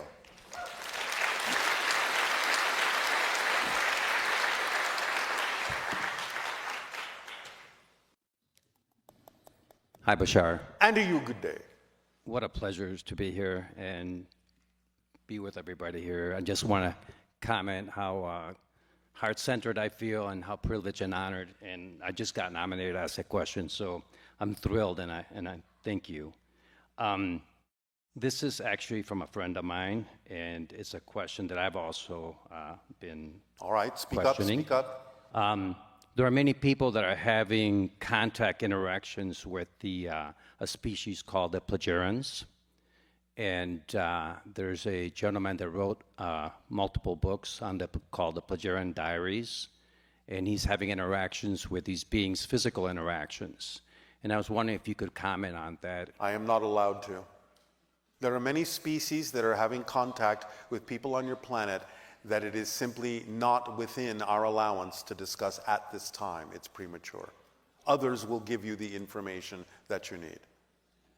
Okay, he's having interactions with a being that he calls Samyaza. As I said right now, we are not allowed to talk about some of these other interactions. All right, thank you. Well, then I'm going to ask you a personal question. I was in Mount Shasta about 3 weeks ago, and we were doing a Rama contact retreat, which was amazing. And we went into a meditation, and I went into the mountain and was confronted with 3 doors, and I chose the door of purity. When I walked in that door, I was inside this black ship, and there was nothing. There was just darkness. It was a ship that was very square and rectangular, and I could see the universe from within the ship. The hull was translucent in that sense, but there was nobody in the ship. That you could tell. That I could tell, correct. And I was wondering why I was so empty and I felt so alone. I was the only one in the ship. But you weren't. If you had shifted your vibration a little bit, you would have realized that it was fully populated. So it was an opportunity for you to sense, at first, the empty space that you create for yourself, in which you can change your frequency, change your vibration, and to give you practice at shifting your vibration even just a little bit to realize how close other realities and other dimensions actually are to your frequency. Wow. Wow, thank you. Yes. The next night, we had a similar meditation, and this one I chose the door of healing after some meditation that we did. And this time I went into a ship that was rounded, very light, with beings that were there, and I couldn't tell if they were hybrids. They were small children-like, and I was sitting in this recliner, and they were working on me. They had these devices that they were, the night before I had what's called a cesium crystal activation in my heart, and they were working on that crystal, and they were calibrating it. Yes. And for me to have discernment in my life on what resonates with me and what doesn't. And I'm curious who these beings were. Well, you just said who they were. They were hybrids. Okay. And so you're experiencing a memory of an encounter that you had. Wow. Great. Thank you so much. I greatly appreciate that. Yes. All right. Anything else? That's it. All right, thank you. Thank you.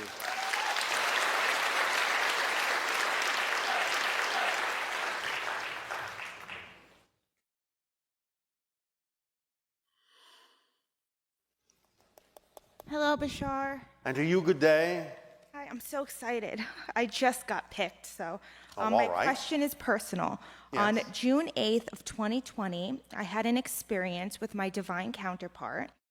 I wanted to know what my cycles per second were during that interaction. 186,000 cycles per second. Okay, and can you go a little bit more into the Christ consciousness frequency that the physical mind understood the experience to be? Christ consciousness frequency is above 230,000 cycles per second. Okay, excellent. And I was just wondering if counterparts have the same core frequency. No, it is slightly different because you are different beings, but there are a lot of similar wavelengths within it that cause the attraction. Okay, that's what I thought it was. I just wanted to get clarification. Yes. And I just had one more question. Can We'll you go see a about little that. bit into how the energy works between counterparts when they're physically interacting? Well, there is an exchange, a sharing of frequencies, a matching of frequencies that open you up to inspirations you otherwise might not have on your own. So it's a reflective quality that counterparts can do for each other, where their vibration inspires you to match their frequency, giving you more access to more information that can help you become more of yourself. Okay, perfect. That's been my experience. So thank you so much. You are so welcome. Thank you.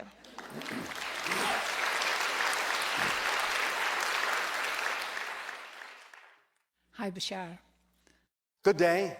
First, I want to thank you because of an interaction that you had 30 years ago with a person that eventually made me that I am here today.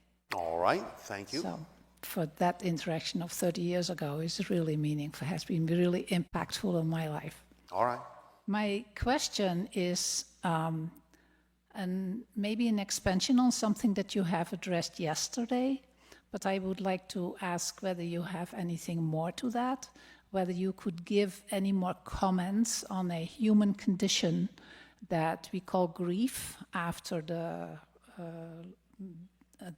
departure of a loved one, or Yes. another dramatic, traumatic loss. Again, you because have to stop calling it a loss. Okay. That's why you experience it as grief, because you're defining it as a disconnection, as a loss. Yeah, you did mention that yesterday. Yes. The issue in that situation is that one of your key themes is to connect with your excitement. Yes. And that has become a theme in my life. Yes. But in a situation like that, it is one of the most difficult things to do, exactly that. If you say so, if you believe so. Okay. But it is only because you have been trained to define it that way. Okay. You need to retrain yourself to understand it in a different way and give it a different definition, and then you will experience it differently. Remember, it's only your definitions that create the way you experience something. So when you say it's difficult, you have to understand there's no such thing as an inherently difficult situation. It is only the definitions that make it seem so. The human condition of that is... That is human training. Okay. Not your natural state. Okay. So you have to untrain yourself and go back into your natural state, which knows it is connected to everything and experiences that connection in a lot of joyful ways. Thus, a transition into spirit would not be experienced by someone in that state as a grief-oriented experience, and it wouldn't be difficult in any way, shape, or form to feel the connection that is still there. So you're talking about human training, not a natural condition. Okay. Does that make sense? Do you understand? It does make sense. All right. Okay. And so, can you have a belief that you can train yourself to experience that transition differently? I guess that is the difficulty, to not feel that belief. Do you understand that feelings are generated by belief? Yeah, I heard you say that, and yes. All right. Yeah. So you can't have that feeling if you don't have that belief. Okay. You have a different belief, you have a different feeling. Okay. So it's up to you to find out why you're holding on to that belief and let it go, so that you will have a different belief that generates a different feeling. Okay. Does it serve you to believe that this is a difficult thing to do? No, it doesn't. Then why are you choosing to do that? Yeah. That's the vicious circle that situation so easily brings. That's what happens when you buy into beliefs that are out of alignment with who you prefer to be. It creates that vicious cycle, as you say. Yeah. Because remember, all beliefs are designed to reinforce themselves. They have to perpetuate themselves. That's just the way they're designed. Or you wouldn't be having a physical experience, because physical reality is an illusion. So it's the beliefs in the physical mind that make physical reality seem real and solid, because belief systems reinforce themselves with emotions, with thought patterns and behaviors to make physical reality seem real. Mm-hmm. But when you change the belief, you change the feelings, you change the thoughts, you change the behaviors, and you change the experience. That's the order in which it happens. So anytime you're having an experience that you don't prefer, it can be traced all the way back to a belief that you're holding on to for some reason that you think it's important to hold on to.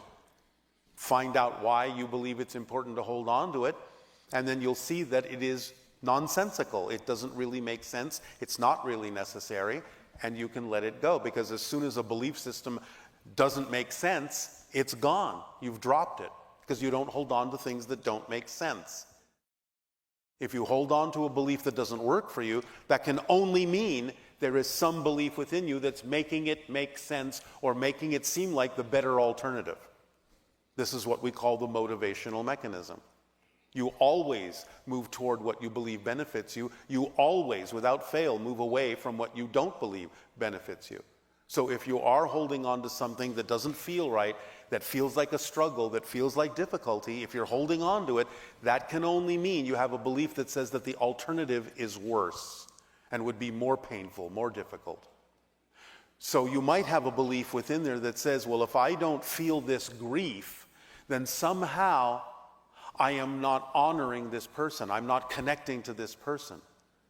You might think that the idea of letting the grief go somehow lets the person go. when in fact it would actually connect you more strongly to them if you understood how things worked. Does this make sense? Yeah, it makes sense. Is it helping? Yeah. Are you sure?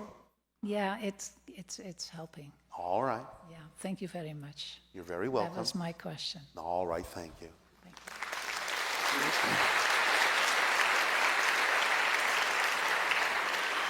All right. Enjoy your short break, and we will resume this transmission with a Holotop meditation.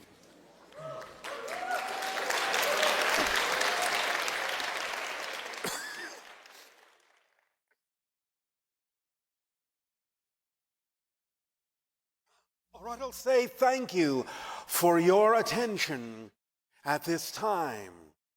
We will continue this transmission with your Holotop meditation. Allow yourselves, with either eyes open or eyes closed, whatever you are comfortable with, to focus on the holotop in front of you, the patterns, the fractals, the representations of multiple parallel realities, and allow yourself to become relaxed and let go of the cares of the day. Allow your music to come up. Allow yourselves to drift and dream with us now as we take you on this journey. Allow yourselves to focus on all of the different colors and patterns in the holotope before you. Experience the multidimensionality of this symbol and this representation. Allow yourselves to breathe deeply and easily in and out. In and out. In and out. And remember all that we have discussed in the transmissions yesterday and today of your time, of your connections to multiple dimensions, of your connections to parallel realities, of your connection to the higher mind, of your connection to souls, spirit guides, and soul families and friends, of your ability to crystallize all of these connections, all of these lines of energy and lines of light, and to bring them to the forefront of your physical reality experience by taking the actions on your passions that are representative of who you truly are in your core frequency. Let this holotope image be a representation of all of the parallel reality and multiple dimensional connections that you have within each and every one of you. You are multidimensional beings of light, of love, of energy and consciousness. Allow yourselves to continue to breathe deeply and evenly. And allow yourselves now, in your imagination, to connect to this image of the holotope as the energy that radiates outward from your solar plexus, from your heart, from your mind, multidimensional levels simultaneously overlapping. Allow yourself to breathe this in and breathe it out into your reality experience every moment of every day as you journey through life, the unique path that you are. Breathe it in and breathe it out. And feel the freedom that comes with releasing all of the belief systems that do not serve you, that are out of alignment with who you prefer to be. Let them go. Let them go. Let them go. And invite in all of those that do serve you, that do align with your core vibration, your essential self. Remember in the law of attraction that you are always radiating that core frequency And it is always attracting what you need. Let yourself clear the way so that it can attract what you need to be fulfilled in life, to be joyful in life, to be of service to all others in life by being your true self, as a living example of love and light, of action, of creativity and imagination, of kindness and compassion, of gentleness and willingness to include all on your journey that are relevant for you to experience, relevant for you to have relationships with, as they come to you in perfect timing across the span of your timeline, the span of your life. Letting go of all imposition of what you believe the relationships ought to be, but letting them be what they truly are, so they may serve you purely. All connections to nature, to the sky, to the sea, to the earth, to all dimensions of spirit. And remember that you are in spirit now. Allow yourselves to feel that version of you in spirit that functions as your higher mind, that sends you messages of energy that you translate as passion in your physical form. Allow yourselves to see in this holotope image all of the different parallel realities that you connect to, all of the different lines of light and information and experience that are downloaded into you constantly, moment to moment, billions of times per second, as you fluctuate and shift between all the different realities, as you build your timeline automatically and effortlessly, as you navigate through that timeline towards more and more positive reflections and different versions of Earth.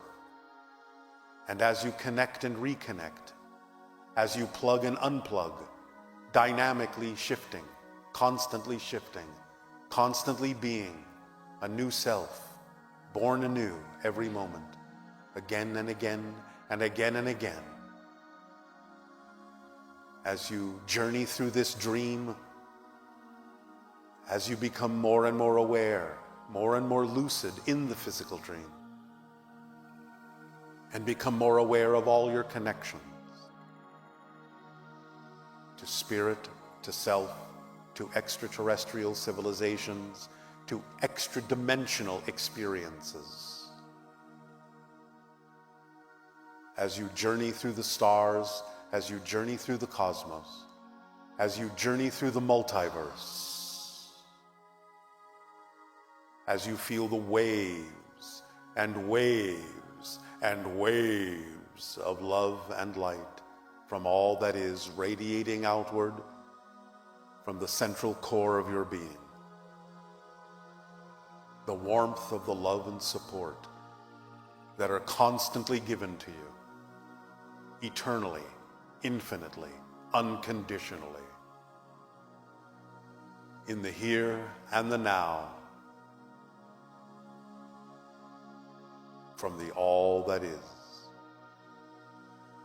to all of you, from all of us, your galactic family, who welcomes you and invites you and cherishes you and knows the power within you and sees the spark of divine light within each and every one of you and all of you together, and knows what you are capable of, and knows you have the freedom to choose, and knows how free you are. Let the illusions of your limitations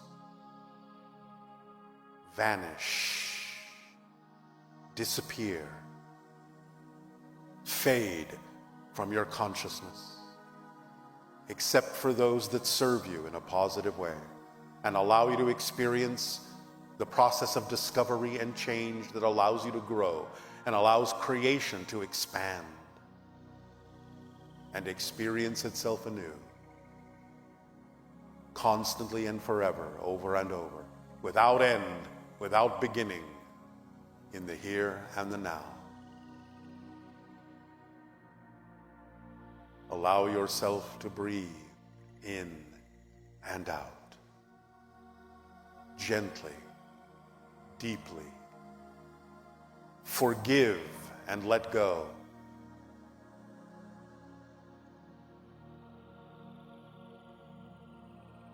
Forgive and let go. Forgive and let go.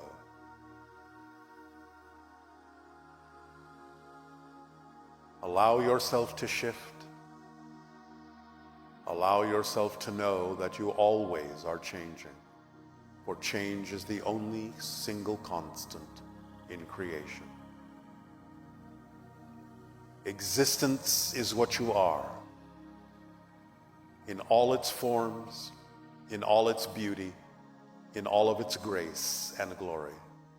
Existence is what you are, self-aware, here and now, existence that cannot be undone,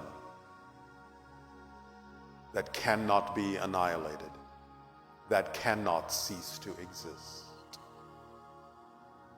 Change you will, forever and ever, into different forms and expressions, on an endless journey, a constant journey, a wondrous, magical journey of creation and consciousness, knowing itself more and more deeply every day, every moment.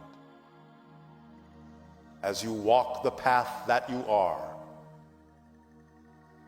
as you live the agreements that you have made,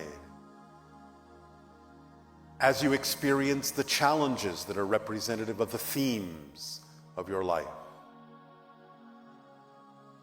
as you allow the transformations to take place that evolve you into a new form of humanity, a new expression of life. As you see yourselves not in nature, but as nature, as extensions of Gaia, extensions of the consciousness of the earth, extensions of the cosmos, extensions of a galactic family, an intergalactic family, an interdimensional family, a multiversal family.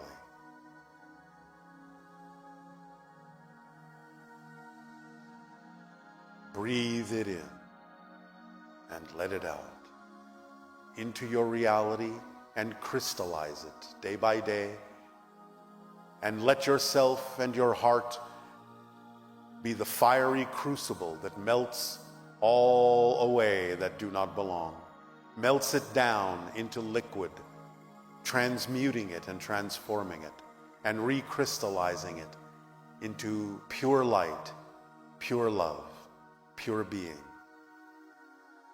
You are a grand adventure. You are. You are. You are.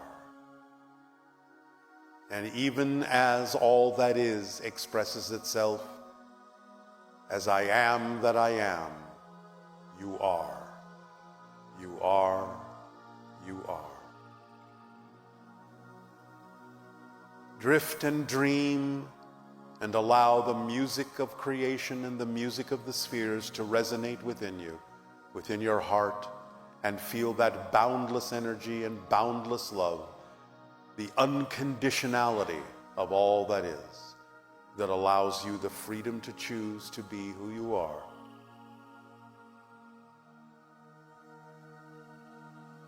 Feel that energy growing within you, expanding within you, filling you up and fulfilling you. Allow yourself to drift and dream. And feel the waves of energy passing through you as you become more and more transparent to yourself, so that you may discern and clearly see all that lies within you. And see the deep mystery of your being and the deep beauty of that mystery that unfolds within you, moment by moment, day by day, in every way that serves you. As you are of service to others, the mystery will unfold and reveal to you all that you need to know, all that is relevant to you, in perfect timing, in beauty and grace and creativity, as your imagination connects you to your higher mind and becomes the conduit of communication to all that is. Receive all that you deserve, for you are all worthy. By the very fact of your existence, you are worthy. For creation does not make mistakes. And even those in your journey that you consider to be mistakes are yet another opportunity to learn, to grow, and to continue your journey in the most beneficial way, in the most expanded way, in the most creative way. So fear not the idea of failure. For from paths that are not yours, you can learn more clearly the path that is you. And in that context, there is no failure if you are willing to learn and willing to grow. Stay in the positive state so that all that occurs will benefit you and serve you. And breathe it in and let it out. And breathe it in and let it out. And breathe it in and let it out. And let the divine spark within you shine forth and ring clearly as a bell. Bell that calls you to the light within yourself. A crystal clarion call to all to say, this is who I am. For I am who I am. And I am the unique expression of all that is. And I am you from a different point of view. And let that be your mantra to all. I am you from a different point of view. And feel the compassion that stretches out from you to all, to all, to all. Breathe it in and breathe it out. Deeply, passionately, live your lives.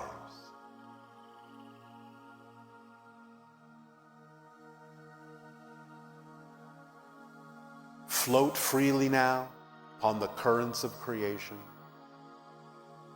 Drift and dream in the warm embrace of all that is.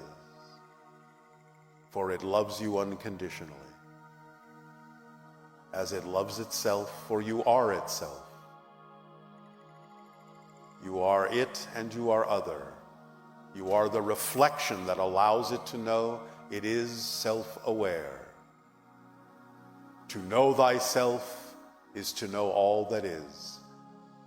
And as all that is knows itself through you, you know yourself more and more deeply in every way, every day. Be what you know yourself to be. Take action upon the passions that are your true vibration, your essential self, your core being, your inner light.